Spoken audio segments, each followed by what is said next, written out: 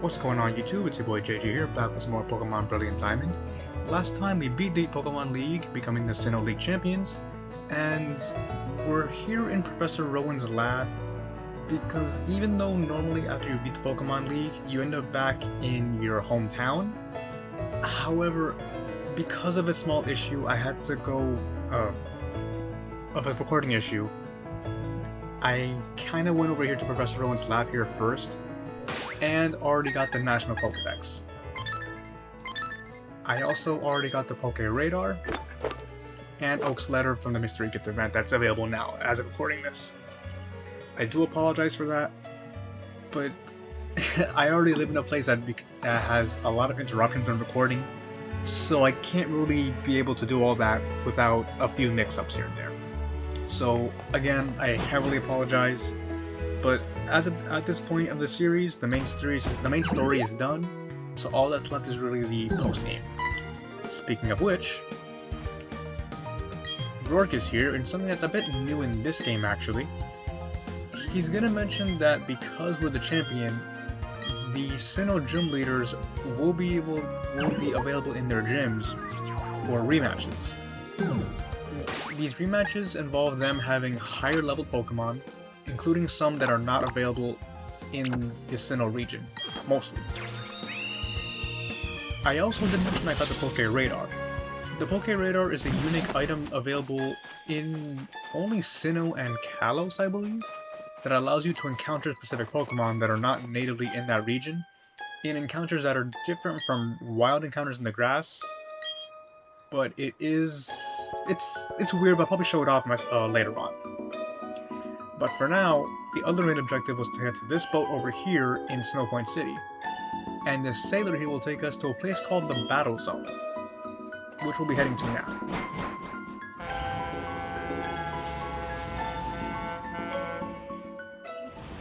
I haven't actually been to the Battle Zone, I don't think, in a while, because even when I play Platinum, I tend to kind of stop after finishing the main story. And Barry's still the same old Barry, finding us 100 million. And he invited us here to try training up. And we have a unique character telling him he won't really be the strongest, but he does mention that volcano there.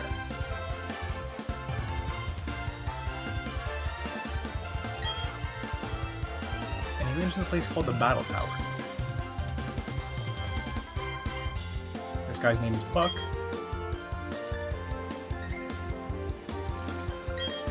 And he's gonna mention us going to the Battle Tower as well, which you don't really have to, but I guess he's going there first. The volcano he's talking about is up here, Stark Mountain. And I guess we'll be going over there right after we see what's going on at the Battle Tower, which is up here. Or Battle Park, excuse me.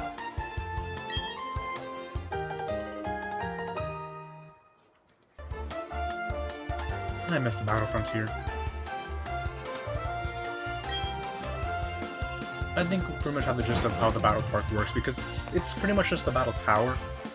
And over here, all you really do in the Battle Tower is, like the name implies, battle. However, battling here involves competitive Pokemon, which is Pokemon natively in this game, or all the Pokemon in this game, mostly, that have advanced movesets and strategies that are usually seen in competitive battling, or ones that you would expect in that kind of a scenario. Scenario. So it's a bit different from what I'm used to, though. Because here are all the rewards you can exchange for battle points. And here, you can actually buy a bunch of competitive items here, actually. The ability patch changes a Pokemon's ability to their hidden ability. So in the case of, say, my Infernape, instead of him having Blaze, if I bought it and used the ability patch on him, the ability would change to Iron Fist. Or for an ability Capsule, which is similar but only changes to the two common abilities a Pokemon has. So if I use this on Infernape, it wouldn't work because Infernape only naturally gets Blaze. But if I use this on Roserade, for example, instead of Poison Point, it would change to Natural Cure. A bottle cap is an item that will will send a Pokemon's individual values or IVs to their max of 31, but only if they're already level 100. And you have to exchange it to somebody. Exchange this item with somebody here. Rare Candy, we already know, and most of these are just items you've seen already. The Lucky Egg, I haven't already, but I haven't actually used it yet. Put it on a Pokemon and it gets bone experience. These power items here, you let it hold a Pokemon and it boosts the amount of stat gains it gets for a specific stat at the cost of lowering their battle speed. So the Power Bracelet, for example, if you level up a Pokemon with this item, they'll gain more attack EVs, but they're going to be slower in battle. Down here are the IV berries, or the EV berries, excuse me. They will raise a Pokemon's friendship, but lower their base stat in a certain stat, while Poming is HP and so on and so forth. Here are the competitive items like the Life Orb, which boosts power of attacks, but at the cost of their HP. Toxic Orb will badly poison Pokemon during battle. Flame Orb burns them. These two are good for Pokemon that have guts, and they're good for tricking onto another Pokemon to cause them a status affliction, which is useful, but it can be a bit tricky to use. White Herb and Mental Orb are a bit rarer, but they do have their uses. Power Herb is good for moves like Solar Beam or Sky Attack, and it all goes down from there. Just a bunch of really good competitive items. These items down here, the Razor Claw and Razor Fang, are good held items for competitive as well, but they also evolve Sneasel into Weavile and Gliscor into Gliscor. Down here are the trade evolution items, so the Protector for Rhyperior, Dusknoir, and the 2 items for Porygon as well. Last but not least is an item newly added in from Sword and Shield are these Mints. These are all the natures in the game series, and using them on a Pokemon changes their nature to this specific nature. And that's all we have over there. There should be another over here. And I believe this is the TM counter. All these TMs here are very good for competitive battling, and you can find them over here. So stuff like Calm Mind, Toxic, Bulk Up, Earthquake, so on and so forth. And even though they're not all used for competitive, these are just generally high-powered moves, along with all the HM moves. And I think that's all we have here. And now let's head inside the tower itself. Oh, there we go. That's probably what we're waiting for. That's not Barry.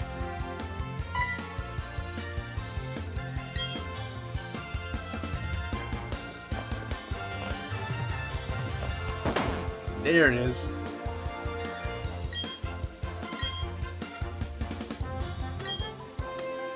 That guy we were just talking to wasn't Barry, but he was actually Barry's dad, Palmer. Palmer is the leader of the battle tower. You can battle him, but to do so, you have to build up a streak of 21 wins in the battle tower. And if you beat him there, if you continue battling again, if you reach a streak of 49, you can battle him with a team of full legendaries. Getting to that point is insanely difficult, but if you can get to there, not only have you earned my respect, but you're pretty much an expert on Pokemon battling. What is... oh, the Judge function. Oh, I didn't know this was here. The Judge function is actually pretty handy for competitive battling. It lets you see your Pokemon's IVs, which is good to determine how strong they are in terms of their stats. So for Roserade here, most of her stats are decent, with special attack and HP being the highest. It seems like most of our Pokemon have pretty overall decent stats. Manaphy here has 4 great stats, especially for attacking stats, which understandable because she was putting in the work the entire time. And legendary Pokemon or mythical Pokemon like them tend to have higher than average stats. Like Azelf here, 4 perfect stats. Mesmer has 3. Same thing for Oopsie. And Dialga has terrible special attack, which is hilarious because Dialga is a special attacker. That's depressing. And same thing for Mew and Jirachi here. However, even though Dialga has terrible special attack, if I were to give him something like a Timid Mint and raise it to level 100 and use that Bottle Cap on him, that 0 IV or low IV special attack becomes instantly 31.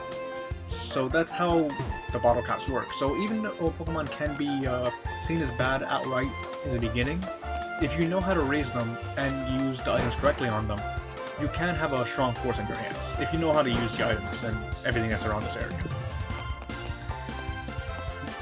But that's pretty much it for the battle area. I don't plan on doing anything for the battle tower now, and I don't think I have a team ready for stuff like that.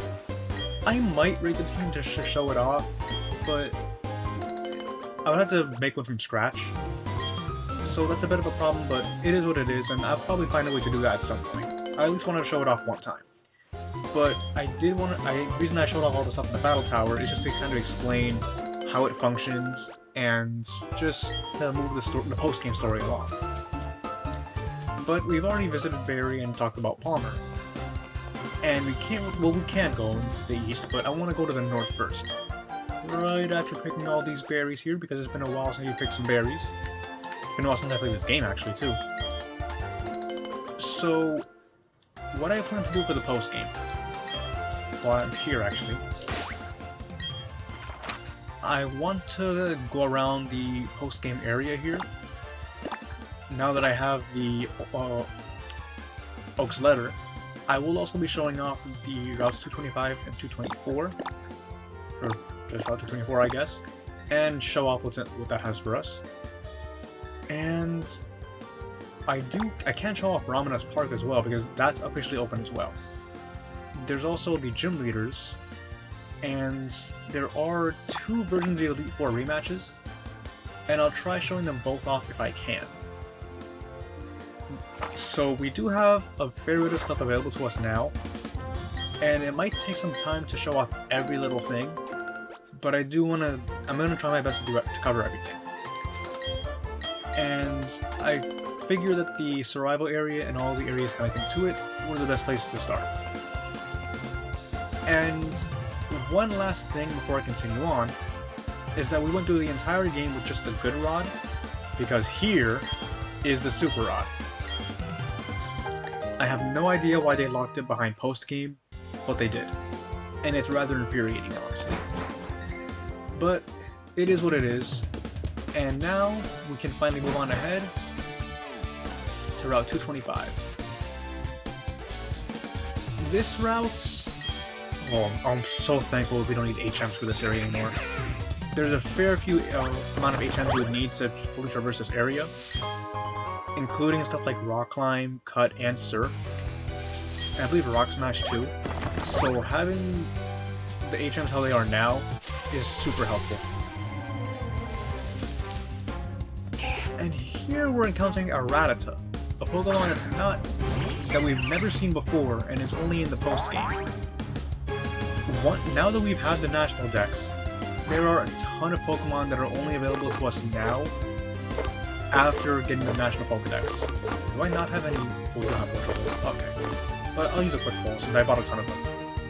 I think I bought them specifically for Mesprit and everything for the post-game, which is really handy. I'm glad I did that. But as I was saying, because we have the National Pokedex now, these new routes are available to us, and they all have Pokemon that we have not seen before, like Rattata. I don't know if I'll be able to finish the National Pokedex, but I think it is able to be finished now with the Grand Underground. And here we have Rattata's evolved form, Raticate. The pre-evolved forms, like Rattata, are going to be around level 20, while the fully evolved forms are around level 50. So yeah, it is a bit of a spike in terms of wild encounters, but by this point, if you've done everything that I've done in this point, you shouldn't be struggling in terms of levels. But, just like any route, we also have trainers here. And here, the trainers are all going to be, not double battles, or not all double battles, but they're gonna force you to take some battles here. And I think I want to battle this psychic because I have Roserade up front.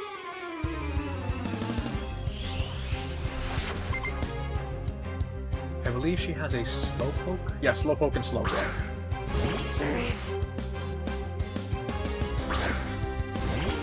New Pokemon we haven't seen before either.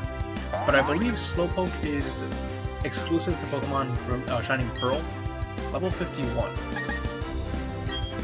Low level, but compared to us at least, but this is the highest level trainer we've seen yet. And Slowpoke is very bulky as well. So, Shining Pearl players, you have a good option here, if you want some new Pokemon. Sending out Slowbro, like I guessed.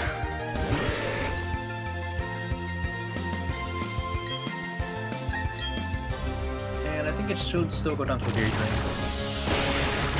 Yep. I missed this broken team. I say broken, and I just saw earlier that this team is pretty average in terms of stats.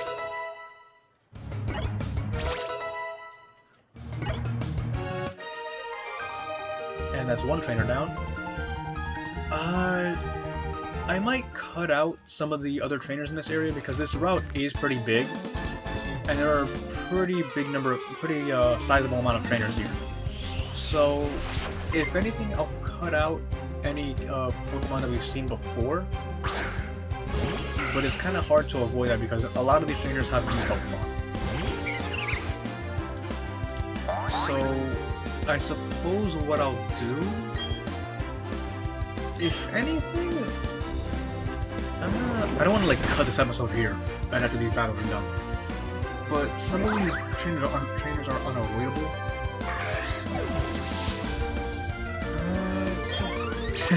Can't believe I'm thinking about this on the fly. Should have prepared for this beforehand.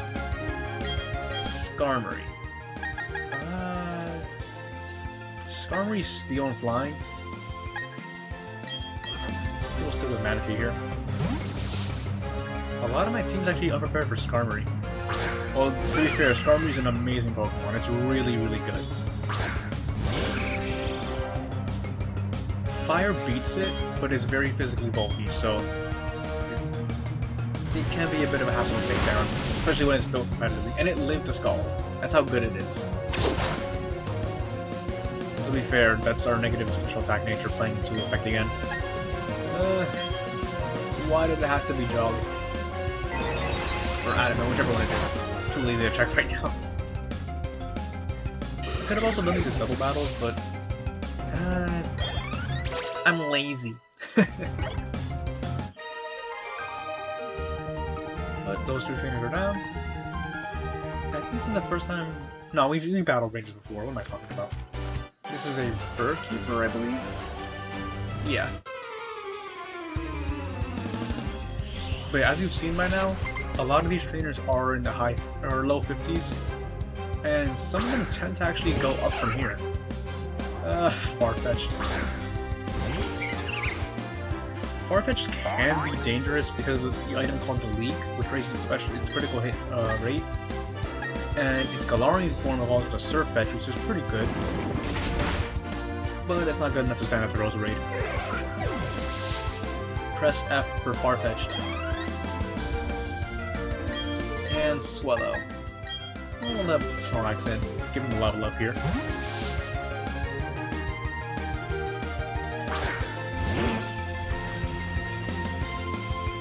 Swellow is definitely going to be faster than this. It's one of the faster Route 1 birds. But it can't outspeed Quick Claw. I was going to say it's fast and it hits hard, but it didn't get a chance to. And there's our level.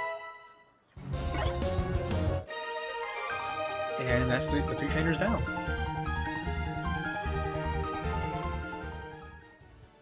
Now, back to this route here.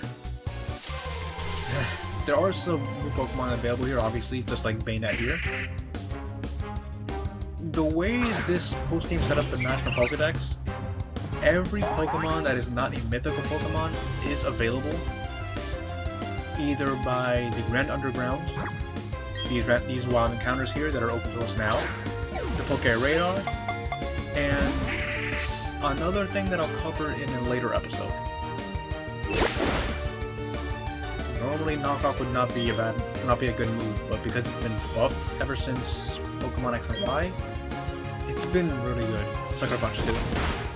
Bayonet is a physically attacking ghost type, which got buffed as of Diamond and Pearl, so it appreciated the new physical ghost stab attacks, plus moves like Sucker Punch and Knockoff. But overall, it's still pretty average. I'll try to catch every new Pokemon here, because I'll try to finish the National Pokédex this time around, just to show off the shiny charm that you can get by completing it, but it's going to take a long time. I'm not even going to lie to you, because it can take a pretty long while. To get the shiny charm and to finish the entirety of the National Pokédex by catching every Pokemon that's not mythical, which is definitely a challenge, and you will have to trade some Pokemon for it, but it is doable. Every Pokemon includes every starter Pokemon as well, including the two you were not able to get before. However, every starter Pokemon from Gens 1 through 4 are available in the Grand Underground in specific spots. It will take a while for them to get them to spawn, but they are available to you. And that will make getting National Pokédex a lot easier. Getting the shiny charm, excuse me. Fearow is another Pokemon that I'll probably just catch if I can, but it'll probably knock out Rosemary.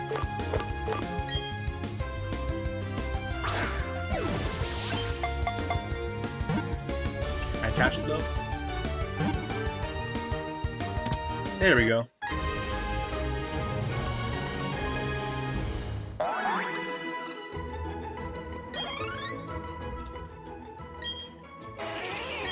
Fearow is honestly pretty below average.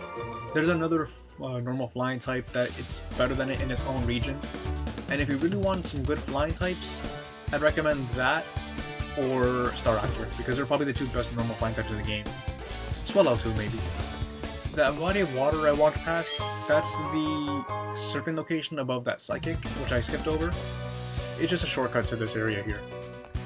So even though there's a bit of a branching path, it still leads to the same area overall.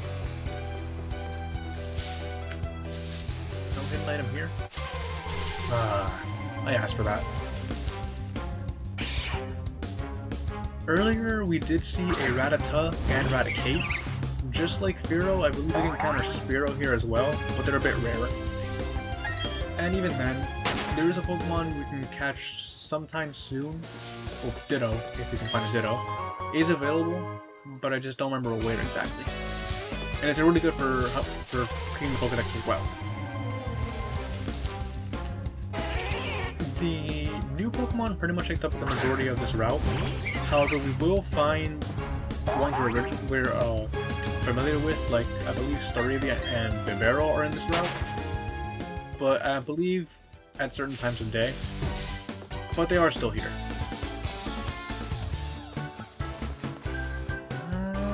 Yeah, we'll battle you. We are running a bit on time here, so I believe I'll just cut this route into 2 episodes, because there's a lot of new stuff here, and new Pokemon we haven't seen yet. So what I'll do,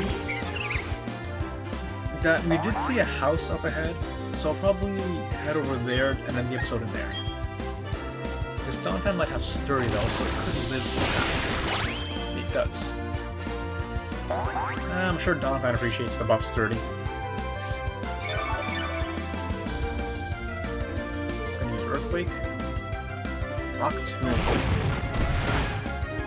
You're still not the fastest thing in the world, so I think we still outspeed you. And Shadow Ball's KO.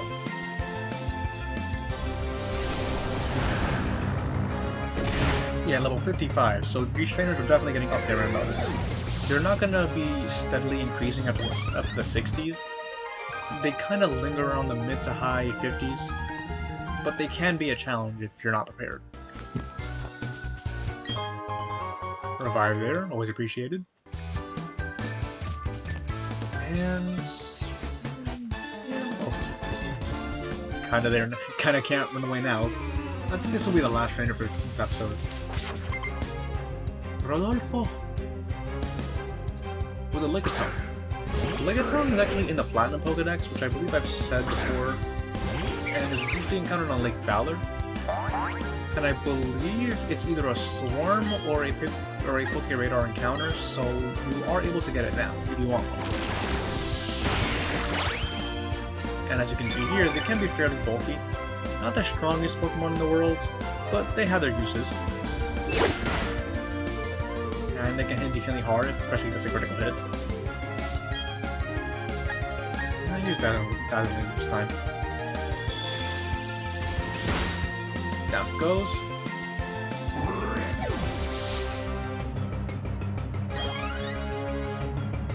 And Miltank. Who else to finish off this? Who better to finish off this Miltank than our starter Pokemon?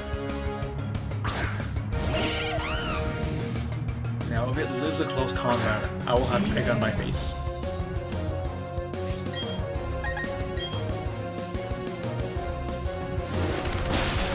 That's for all the pain back in Goldenrod.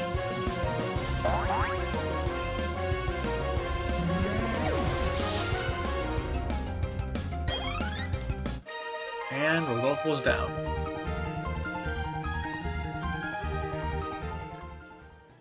Now, what is in this house here? Oh, country. Lax Incense. Okay, I don't know if we actually have one of these before, but a new Pokemon available to us now is Wobbuffet. If you give that to a Wobbuffet, you can breed the Wobbuffet to get a Wynot. And Wynot's just a rather bulky Psychic type that can counter. Otherwise, it's not that good. What do you have for us? A bottle of water. Stay hydrated, folks. But I guess that's pretty much all I want to cover for now today. Next time, I'll continue on this route, head up to the next area above. Aside from that, I'm going to well, for starters, I'm going to continue up until we reach a survival area. We're gonna be going around the surrounding routes, finishing off the rest of these areas here. I'll be covering Route 224 and the Shaman event. There's Ramanas Park, the new additions to the Underground, the gym leaders, and another event in Canalave City. So there is a fair bit of stuff here available to us. A bunch of new Pokemon, a bunch of new legendary Pokemon, including this spring pack here, which is another thing I'll be covering. We have a lot of new content available to us. So I'm going to take my time, tackle things one at a time, and even though the upload to this series will be a bit more sporadic, I will not finish until every area has been explored, and everything that can be shown off is. So thank you all so much for watching, and for being patient with this series if you've been watching it, and I'll see you guys in the next episode. Peace.